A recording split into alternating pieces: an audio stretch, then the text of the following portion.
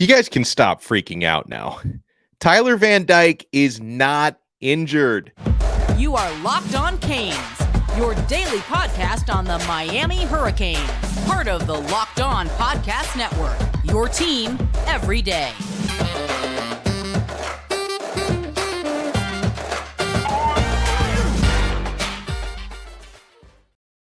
Happy Monday, if there is such a thing. This one might be legit because it's game week. Finally, I am Alex Donno, your host, University of Miami alumnus, longtime South Florida sports radio vet, and contributor to allhurricanes.com. And thank you so much for making Locked On Canes your first listen. Shout out to the everydayers. Today's episode is brought to you by Game Time. Download the Game Time app, create an account, and use code LOCKEDONCollege for $20 off your first purchase. So people were just panicked, like in my YouTube mentions and my X Twitter comments and on our subtext platform. Donno, what's going on with Tyler Van Dyke? I heard he's not going to play against Miami, Ohio. He's not ready. There were reports that came out on Sunday alleging that Tyler Van Dyke is nursing a finger injury and that he's 50-50 against Miami, Ohio. That's not the case, at least not according to Mario Cristobal. Tyler Van Dyke is healthy, and he is going to play this Friday night. So you will have your starting quarterback to open up the season in the epic Miami versus Miami battle. Here's what Mario Cristobal had to say today. By the way, I mentioned it is game week, and we had the reason why, this episode is coming so late today. Check out our morning episode with Jakari Brown, Isaiah Horton, and Jaleel Skinner. That was a lot of fun. But this episode is coming out so late today because around 3 p.m., Mario Cristobal, offensive coordinator Shannon Dawson, and defensive coordinator Lance Guidry had their now weekly game week presser for week one against Miami, Ohio. Mario Cristobal didn't even have to get asked about Tyler. He addressed it in the opening statement. He said, quote, "Obviously, there's been a lot of buzz around Tyler Van Dyke and him being injured. Tyler has been practicing at full speed," Mario said. "You guys, being the media, not me, but, the collective, you guys, even though I didn't do this, you guys reported something relative to him missing some days of practice, and him and a couple of guys were due to camp. So what Mario is saying is that, yeah, maybe in a practice or two, one of those closed sessions, because late in the week, the media was not invited to practice at the end of the week, that maybe Tyler did take it easy and get some time. But according to Cristobal, that was, like a camp banged up thing. That's a term he likes to use, a maintenance thing, and that Tyler Van Dyke got a little, got to take it easy late in the week. But according to Mario, the reports about TVD having, a serious enough injury that he may not play in the game this weekend, rubbish. According to Cristobal, that's just not the case. He says, Cristobal, about Tyler, he's 100% and has been practicing with our team. I know you guys like to write stuff, so there you have the stuff that you need, hopefully, he said.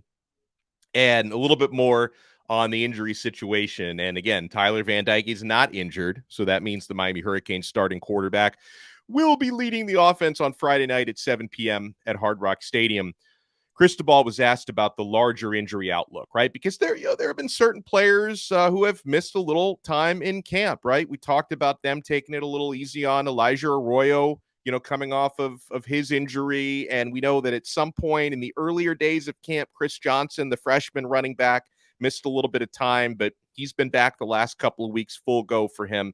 Cristobal says that basically the entire team, minus the guys who had surgery, last season or during the offseason, are going to be ready to play. So Trevante Citizen and Zion Nelson are the guys for sure who are not going to be ready to play. And Cristobal, specifically on Zion Nelson, the left tackle, said he's going to be held out a little bit more. We expect him to be back, but not yet.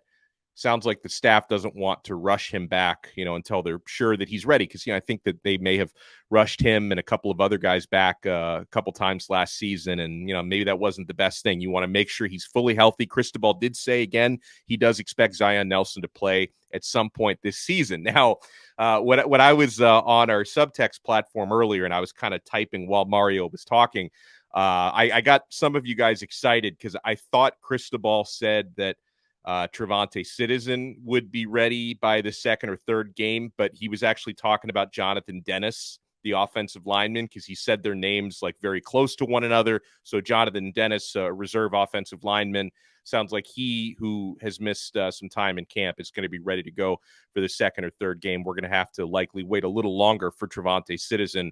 I want to see him really show out because he hasn't had a chance to do that yet as a Miami Hurricane. We all know the running back room is in pretty darn good shape, right? From Henry Parrish to A.J. Allen, who's just had an awesome camp. Mark Fletcher's had an incredible camp. Don Chaney, coming back from his injury, has had a really, really good camp. There's a lot of positive vibes there for him. And Chris Johnson, who's one of the two fastest players on the team. And somebody sent me something going on social media. I think it was Harold that might have said this about Johnson, that they need to race one, like they need to do a head-to-head race so we as fans can actually know who the faster guy is. Because Chris Johnson was setting high school track records, state of Florida records left and right last year. Tyler Harrell has been clocked running a 4.24 in the 40-yard dash, which is insane speed. I'm not sure what Johnson's 40 time is, but his 100 and 200-meter times are state records. So I've got to see the two of those guys run against one another and really see what's going on there. So Cristobal, and actually all three coaches who spoke today, Mario, Shannon Dawson, the offensive coordinator, and Lance Guidry, they all said that, yeah, there are going to be throughout this season, including Friday, I'm sure, several true freshmen on this team who are ready to play and play a lot. This is a special true freshman class, these 2023 guys. Now, these coaches didn't name a lot of names because I don't think they like to really single guys out when they do these press conferences. But those who listen to Locked On Canes on the regular, you know who to expect, guys who are true freshmen who I think are going to play a lot this year. Francis Maui-Noa, who's going to be the starter at right tackle. He's been the starter at that position going back to spring. Ruben Bain, if he doesn't start, he's going to be on the field a ton. And I think that Bain, who naturally lines up at defensive end, can also play in the interior and maybe in pass rushing situations. That's a good way to use him, like on obvious passing downs, third downs. Mark Fletcher, the running back, is going to play a ton this year. Damari Brown, he's fighting for a starting spot at cornerback. Ray Joseph is going to get on the field at slot receiver. Riley Williams, the tight end, I believe, can get on the field a lot this year. Linebackers like Popo Aguirre and Malik Bryant and Samson Okunlola on the offensive line. Players like, if I left anybody out, let me know. Shame on me, but those are the true freshmen. Maybe I can even include a couple more linebackers because Bobby Washington and Marcellus Pulliam have had really good fall camps as well. So a lot of these true freshmen, I believe, are going to have opportunities to get on the field. Maybe Tommy Kinsler as well, Big Bruno, the offensive lineman. We still have so much more to talk about, including insights on the opponent, what to expect from Miami, Ohio this Friday. Cristobal spoke about it. Dawson, Guidry spoke about it. So we're only getting started, man. Tyler Van Dyke is good to go. I'm also completely healthy, in case anyone was wondering. Not a bruise on my entire body. I am ready to go this Friday. We are only getting started. You want to keep it locked right here to Locked On Canes. It is time now for your Game Changer of the Week, brought to you by Athletic Brewing Company. We got to give the crown to Tyler Van Dyke. I mean, now that we know TVD is good to go, Van Dyke has a chip on his shoulder this year. He's got a new offense. He's got new weapons. He's got a revamped offensive line. Remember when TVD just 2 seasons ago was turning freaking heads as a redshirt freshman starter the second half of the year from Miami? I believe TVD can return to that 2021 form and become even better now as a junior. And that journey for him is going to start this weekend. So Miami's starting quarterback, Tyler Van Dyke, game changer of the week. Guys, Athletic Brewing Company, my friends. Athletic Brewing has completely changed the non-alcoholic beer game. They make non-alcoholic beers that actually taste good, full flavor, and well-crafted, just like a full-strength beer. No hangovers ever, which is nice. You can find Athletic in-store, online, and at bars around the country. Guys, you have to try this. It tastes excellent. They are the fastest growing non-alcoholic brewery in the U.S., so get on board and find out why. They taste so good, guys. You can find Athletic Brewing Company's non-alcoholic brews at a store near you or buy online at athleticbrewing.com. First-time customers can use our code Locked On to get 15% off your first online order. That's code LOCKEDON at checkout, Locked On, for $15 off, for 15% off at athleticbrewing.com. Athletic Brewing Company, fit for all times. Thank you so much for making Locked On Canes your first listen today. For the everydayers, we're going to keep you busy throughout the week. Brian Smith, our recruiting expert, is going to join us tomorrow. We'll surely touch on this with Brian. We're also going to touch on this on tonight's episode. How close was Miami to landing David Stone on Saturday night? Miami did land Zaquan Patterson. They went 1 for 2. They almost went 2 for 2 on Saturday. And I know a lot of folks are wondering, hey, what happens next with Stone? Is it possible Miami might be able to pull off a flip? I'll give you my take on that in a little bit. Here's what Mario Cristobal had to say about Miami, Ohio, and just how competitive of a team this has been. He says, an interesting stat that we found out about them. In their past 50 games, they've actually led in the game at some point in time or another in 45 out of their past 50 games. So Miami, Ohio is not a team that's getting run off the field, not a team that's getting blown out. 45 of their past 50 games, they've led for at least parts of those games. He says they find a way to create opportunities and they take advantage of them. Offensively, they've shown to be a very dangerous offense with two different styles of quarterbacks and a very big physical offensive line. And yeah, usually when you talk about O-lines in places like Ohio, a lot of corn up there. I don't know if there is corn in Ohio, but they're not far from Iowa, where all the corn comes from, and Nebraska. So he says a lot of respect for our opponent and certainly looking forward to the opportunity of playing against them. So Lance Guidry talked about Miami, Ohio, specifically on their quarterback, Brett Gabbert. Now, Brett Gabbert, he was set up for this by whoever asked him the question, because in Miami, Ohio's weekly press conference, he was asked, so Brett, where's the real Miami? Is it, Miami, Florida, which is an international worldwide destination, or is the real Miami in Oxford? I'm sorry. I can't even say this with a straight face. Or is the real Miami in Oxford, Ohio, where Miami, Ohio is located? And of course, Brett Gabbert said, yeah, the real Miami is right here in Oxford, Ohio. I mean, okay. I don't know if you need any bulletin board material, but if you wanted it, you got it. So, that's Brett Gabbert, who's the younger brother of Blaine Gabbert. So Lance Guidry, and he did have high praise for Brett Gabbert, he's a good player. He's a good quarterback. Guidry said he is a competitor. He is what I would call a gym rat. He really runs the show. He doesn't throw a lot of bad passes, and he will tuck the ball and run. He is a general, Lance Guidry said. And, Miami, Ohio, Mario Cristobal also talked about just what an experienced team they are. We talked about this within the last few days on Locked On Canes, that I think 17 out of their top 22 defensive players, two deep guys from last year, 17 out of 22 are back from last year. Offensively, 7 out of 11 starters from last year are returning. So you can't sleep on this team. They've got a top 20 defense. They've got a sneaky good offense.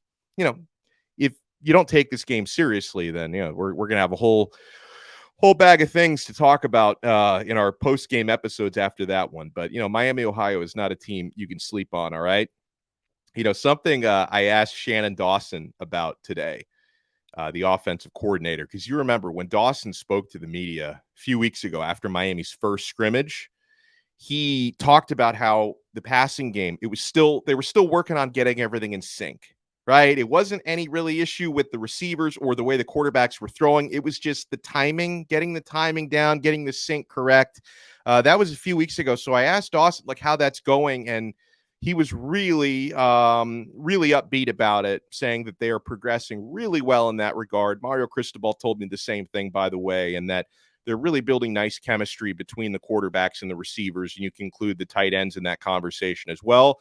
And yeah, we know Miami has talent there. We know they're well coached at receiver because Kevin Beard is, he's done an incredible job everywhere he's gone, including his previous stint at Miami. And the time he played at Miami, of course, he was always a coach on the field.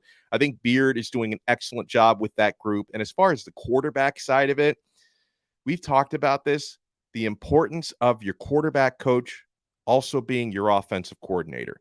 Shannon Dawson is both of those things. And I think that's going to go over very, very well for Miami of Florida. I got to be specific when I talk about Miami. You got to know I'm talking about our Miami, the real Miami, the international destination, not Oxford, Ohio. There's only one real Miami, all right? Oh, man. So, all right, we'll talk a little recruiting on the other side. Doesn't really matter how close you are at this point. You did miss out on David Stone, but how close were the Hurricanes? And where do you turn next at defensive tackle? You want to keep it locked right here, my friends, to Locked On Canes.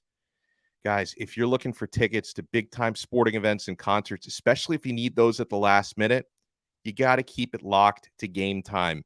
I know trying to find last-minute tickets can be stressful.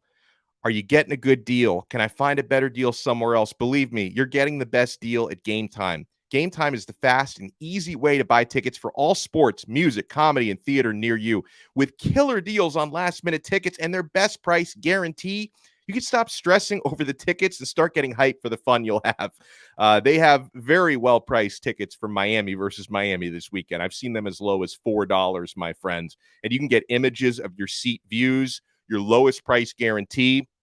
So how that works is, guys, the Game Time guarantee means you'll always get the best price. If you find tickets in the same section and row for less somewhere else, Game Time will credit you 110% of the difference. That is a guarantee. Buy those tickets in a matter of seconds, 2 taps, and you are all set. Snag the tickets without the stress at Game Time. Download the Game Time app, create an account, and use code LOCKEDONCollege for $20 off your first purchase. Terms apply. Again, create an account and redeem code LOCKEDONCollege for $20 off. Download Game Time today. Last-minute tickets, lowest price, guaranteed. Thank you so much for making Locked On Canes your first listen today. We are available free wherever you get your podcasts and available free on YouTube. And for the everydayers, if you want to take your everydayer experience to the next level, sign up for our exclusive SMS texting community through Subtext. I include a link in the show description below. Guys, you get text message updates directly from my phone to yours. Show previews, breaking news, recruiting scoops, practice reviews, one-on-ones. You can ask me questions on there. We have a lot of fun in there. So try it free for 2 weeks with the link in the show description below. And if you like it and you want to opt in after 2 weeks, no pressure. But if you like it, you can opt in for $4.99 a month. And we give you a lot of added value on there. I got to say, man, watching David Stone's announcement at halftime of the IMG game, it was one of the most bizarre things ever. All right. So we had been hearing some positive buzz for the Miami Hurricanes throughout the week, possibly landing the 5-star defensive tackle from IMG Academy. Oklahoma had also been getting a lot of positive buzz, and rightfully so. And I know Michigan State was also in the mix, but it really came down to OU versus Miami at the end of it. And you want to talk about a decision going down to the wire? David Stone admitted he was going to reach for the Miami hat. He was going to reach for the Miami hat, and he decided to reach for the OU hat. And listen, you're going to win some, you're going to lose some. Miami's won some big recruiting battles in this cycle. I know that they haven't won enough at defensive tackle, so this is an area that's becoming a sore spot for us. But I do want these young men to follow their hearts at the end of the day, and David Stone's heart is in Norman, Oklahoma right now. That's very clear. So Stone said this to 24/7 Sports after his announcement, where he did put on the Sooners hat. I can't lie. Up until like 3 o'clock, when Sooners defensive tackles coach Todd Bates called me, it was Miami. I already had the edit made, he said. My family was all for it. I had a conversation with my mom, and I asked her, is it okay if I want to come back home? Home being Oklahoma for him. She didn't really want me to come back home, and I was fine making the sacrifice for her. And if it's not okay, me coming home, I won't do it. The conversation came down to she wanted me to be happy and make my own decision. And this is a big choice for me. And I took her words to heart and went with my gut. I feel like I made the right decision. So he admitted he had said it. He was about to reach for the Miami hat, and it looked like he was about to reach for the Miami hat. And some of Stoney's relatives, because he had the whole extended family right behind him, some of Stoney's relatives were wearing orange and green and holding Miami banners. So that's how close it came for the Hurricanes. A lot of people are asking me, Donno, if Miami was this close, we're going to flip him, right? Like, we're going to flip Stone if we have a good season.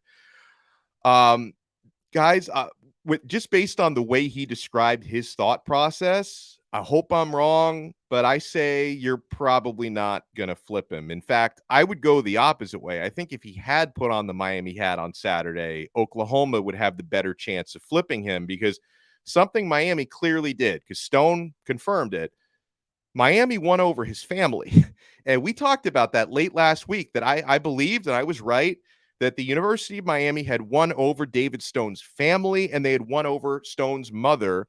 I just wasn't sure if they'd won over Stone himself. And apparently they hadn't. Apparently Stone grew up a Sooners fan. His heart has been in Oklahoma. So, he even said it. I wanted to be a little selfish, even though the family wanted me to get out of town and go to Miami. He made the decision closest to his heart. And for that reason, I don't know if that decision's going to change. So Miami's not going to stop recruiting him. Like, I'm not telling Cristobal to give up, because he will not. But, I think our best chance might be maybe even to flip one of the other guys, one of the other targets who's committed elsewhere, or the next man up in terms of uncommitted defensive tackles is LJ McCray out of Mainland High School in Daytona Beach. He's a high-level 4-star.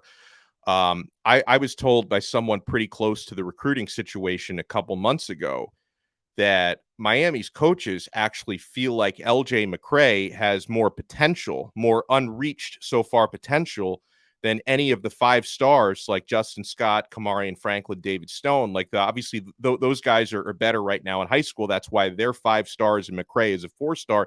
They feel like LJ McCray has more potential than any of those guys. So they've had him very high up on their board. That's going to be a fight. LJ has talked about possibly announcing a commitment in October. Okay, so you've got a couple months, and maybe you get 5 or 6 games, hopefully good, not bad, in the books before he makes an announcement. You're going to be fighting with the Florida Gators for him, because the Gators tend to do well recruiting that part of the state. Another player we're kind of watching is Zay Mincy. So Zay Mincy, LJ McCray, who go to that same high school. Miami is trying to land them both. So this is where the Hurricanes, don't stop recruiting David Stone. They won't. I'm sure they haven't stopped recruiting Kamari and Franklin either. But the next guy that you're really going to be putting your resources into recruiting is LJ McCray. And hopefully this time you don't come in second like we've done a few times for defensive tackles. All right, I want to shout out a couple of new 5-star reviews that you guys have left us on Apple Podcasts. I like to shout those out when I still haven't figured out how to pull up the Android reviews. I'm working on it. I need someone with computer tech experience, because I'm an iPhone guy. I don't know how to pull those up, the Android reviews. We've gotten a couple new 5 stars. If you send us a 5-star review, we will shout those out. We get one from Twisted Genius 87, who says, I love the fact that you are honest with fans who listen. Keep informing us Canes fans here in Columbia, South Carolina, and go Canes. He says 9-3 season incoming. I hope you're right. In fact, I hope you're not right, because I hope it's 10-2. It's 11-1. What 12-0? Let's do whatever we can. All right, we get one from GA Kane 89. I love all the out-of-state Canes fans. You guys rock. No matter what part of the country you're from, we appreciate you. He says, yo, Alex, thanks for everything you do. I listen in every day, and I love the show. As a proud member of the North Georgia Canes, I didn't even know that was a thing. I cannot wait for this season to kick off. I'll be down in Miami for the Canes versus A&M game. When it comes to recruiting, nothing surprises me anymore. Nothing matters till pen meets paper. Ever since that DB who will remain unnamed, remember that guy last year? We don't talk about him anymore. I try not to get too high on these kids who change their minds every few hours. Question, he says, who wins at an arm wrestling match, you or Coach Coop? If we had a rap battle, I know Coach Coop would kick my butt. Because he put out his diss track for Miami, Ohio, and it's beautiful. It's really, really entertaining. I don't know, man. I know I've got some pounds on him. Like, Coach Coop is an athletic guy, but compared to me, and I've lost 50 pounds over the last 2 years, but I've still got some size on Coach Coop. So if that translates into my arm wrestling skills, I think I could take him. I think I could. Rap battle? No. 40-yard dash? Probably not. Arm wrestling? I might have something for him. Huge shout out to everyone who makes Locked On Canes your first listen. Thank you so much to the everydayers. So we have a busy week. We're going to talk to Malik Rozier later this week, by the way, former Miami Hurricanes starting quarterback. We're going to be talking with Brian Smith, talk some recruiting tomorrow. So we will chat with you next time on another episode of Locked On Canes. We are part of the awesome Locked On Podcast Network, your team every day.